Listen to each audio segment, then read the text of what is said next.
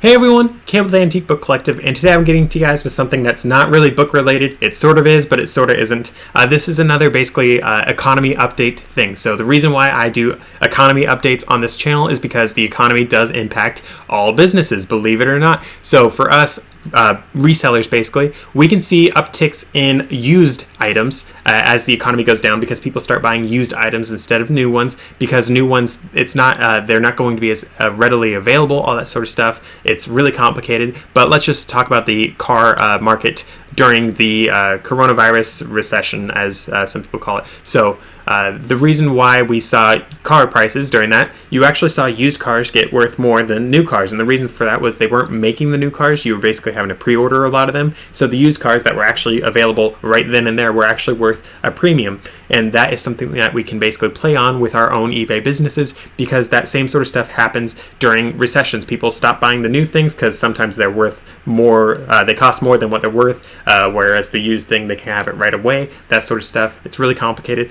but that's not really what this whole video is about. This video is really about something called a double dip recession. So I know you guys probably haven't heard about this, and it's an interesting subject that might be worth looking into if you guys are really interested in it. But double dip recessions are when you have one recession and then one following it shortly thereafter, and those are generally seen as the worst recessions. They generally cause the most pain, the most layoffs, the most economic hardship, basically. So double dip recessions, you saw basically one during the Great Depression. You had the initial depression hit, and then you had something called the Roosevelt recession kick in shortly thereafter. That took the markets even lower as Roosevelt tried to do all these different spending bills to try to save the economy. He actually made things worse, which made the Roosevelt recession, which extended the depression itself 8 years, whereas it should have only lasted a few months or even a couple of years. It went over 8 years, and honestly, people didn't see themselves at the same stock prices until the 1950s, which was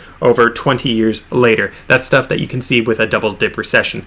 Some people were warning about this when the entire lockdowns recession first hit. They were like, oh no guys, we might have a double dip, this and this and this. And now we're sitting here at the end of 2022, and we're finally starting to see that sort of stuff potentially come and hit. So something that's really interesting is the headlines. You're actually starting to see a whole lot of banking people like Wells Fargo, for one, they all are saying, hey guys, we're not looking at a 50% chance of a recession. We're not looking at 75%. We're not looking at 90%. We're looking at a 100% chance of hitting a recession now, which means that the chances of us being a double dip recession are basically 100% as well, because we just had a recession. Some people argue we never even got out of the coronavirus recession, and we have been in it the whole time because all the money that they printed doesn't really counter the effects of it. It's complicated, but there's a lot of people being like, hey, we're in another recession now. It's not going to be great. Some people are like, oh, it's only going to be light. But because it's a double dip recession, it's not going to be light, guys. That's not how that works, historically speaking. So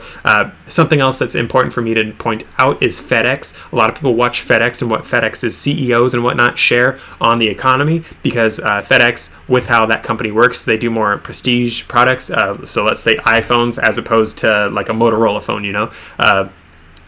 Whereas like FedEx, they're doing those prestige things, everyone else does the not prestige things. And because of that, that's basically the luxury market. And the luxury market, a lot of people gauge the economy off of. And because of all that, people look at FedEx and what FedEx says the economy is going to do. The economy generally does, because FedEx is so in tune with how that stuff sort of works. So FedEx, they recently said that they were saying, hey, we're going to be in some economic pain. We're going to see recession. Earnings are down. We are cutting our forecasts for how much money we're going to make, all that sort of stuff, which basically just confirms that we are entering a recession if everyone else and their cat saying it isn't enough for you guys to understand. So again, double dip earnings recessions, or just recessions in general, there's a lot of different kinds of recessions. Those are the worst to have. They are the most painful. You see the most layoffs, all that sort of stuff. But there is a silver lining. As I mentioned at the beginning of the video, used items can make a whole lot of money for you guys. People are looking for used items because they're looking for a bargain. Sometimes they're willing to pay a little bit more for that bargain because that bargain is readily available,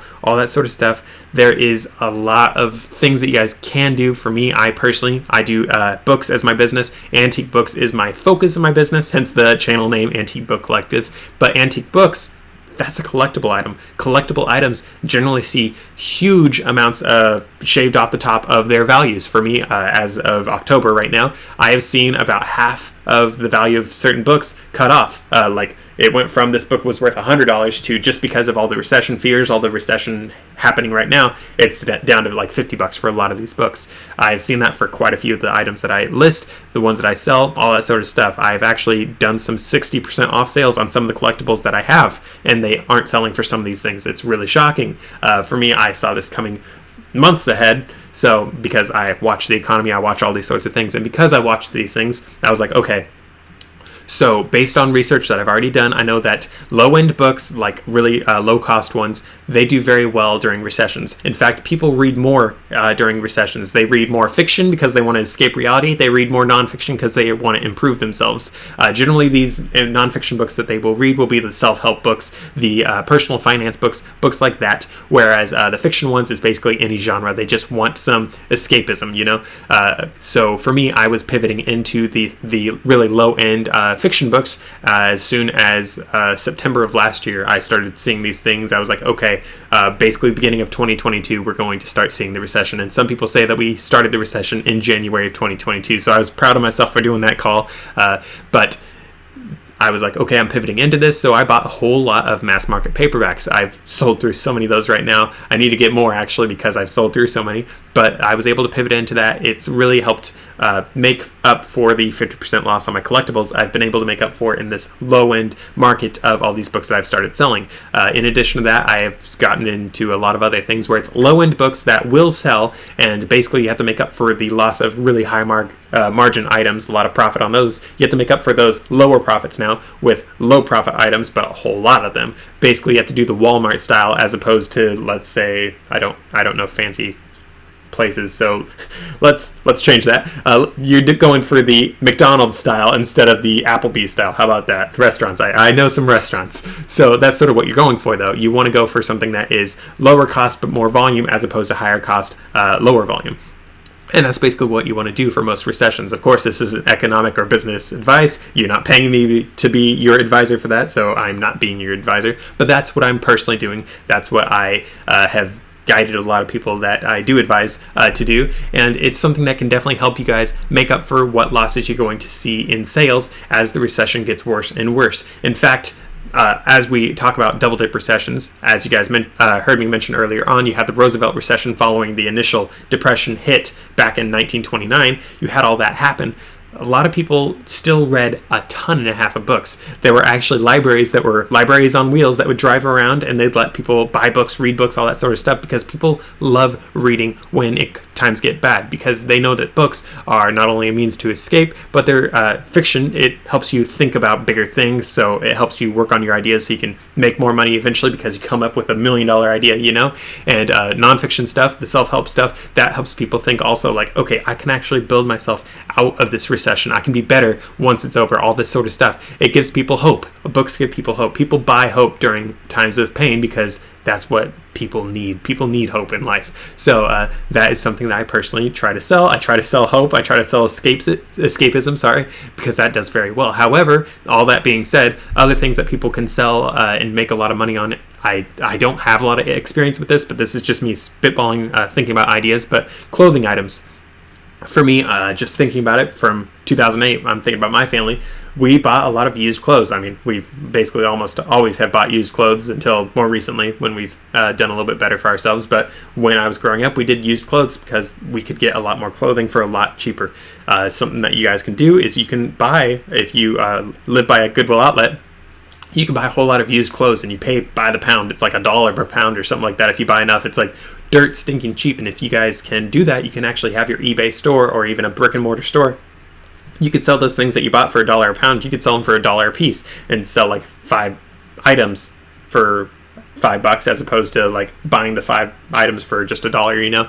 You could basically charge whatever you want. You can charge as low as you want, whatever you really want to do. However, there's a lot of people that will buy these like luxury jeans right now for like $1 a piece or something like that at Goodwill outlet, and they could sell them right now for $25, for $50. And when you guys are in a downturn, people want to spend less on everything they can, so they would like to spend less on a luxury pair of jeans. They'd like to pay $15 for something that's worth $100, and you guys can actually make money selling these jeans at $15, that sort of stuff. Other people, they can be selling just general household items, you know, like couch cushions, glasses for different things.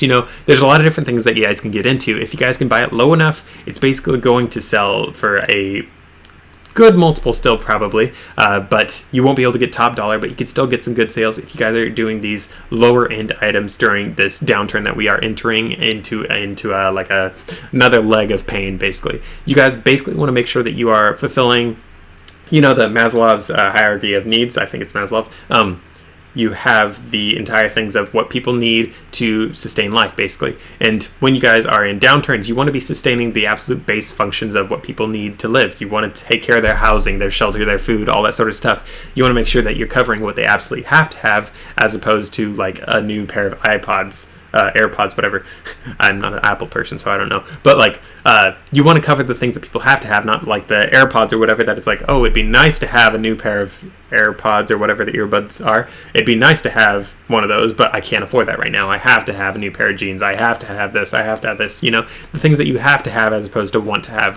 When you are entering a time of hard economic times where everyone's losing their jobs, everyone's not making as much money, you want to cover what people have to have because, again, they have to have it. So they're going to pay for it no matter what, basically, if it's a good price, as opposed to the luxuries that they don't really need in order to survive. So for me, as I mentioned earlier, I do antique books, collectible books, which people don't really need to have. So I've already seen a good drop in my sales because people don't need to have these things. To make up for the loss in sales, I've actually cut most of my prices, so my sales are still higher, but it's really not the same because the entire economy, it moves and you have to move with it. For me, I pivoted into the lower value books, which I knew I could sell more of, and that's just sort of how I pivoted. So I hope this is able to help you guys. I hope this little economic insight was beneficial to you guys. I hope you guys can make some moves if you want or don't want. Again, this isn't economic advice or anything like that. It's just what I'm personally doing, what I would recommend a friend to do, all that sort of stuff. And I hope it was able to help. If you guys want to check out some other videos, I have lots of other videos on how I run my eBay business,